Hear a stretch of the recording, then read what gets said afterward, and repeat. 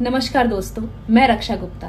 आज जी हाँ, तो नमस्कार प्रणाम। तो मैं विकी आनंद और आप देख रहे हैं यूट्यूब चैनल। आज लाल यादव जी का एक बहुत ही हिट सॉन्ग रिलीज होने वाला है, छू के छोड़ देला। इसमें खेसारी लाल यादव जी और रक्षा गुप्ता जी एक साथ नजर आएगी।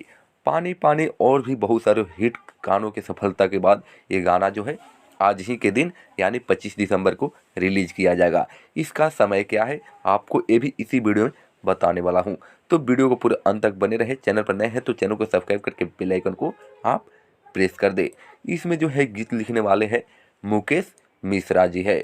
आपको बता दें कि वे म्यूजिक के मेन चैनल से जो है इस गाने को आज रिलीज किया जाएगा, वो भी 10 बजे, यानी 10 बजे जो है ये रिलीज होगा। और आपको बता दें कि कमेंट करके बताएं ये वीडियो कैसा लगा, और इस वीडियो को ज़्यादा से ज़्यादा शेयर करके अपने दोस्तों के पास भी पहुंचा दें, लाइक कर दें और ज़्यादा से ज़्यादा शेयर कर दें।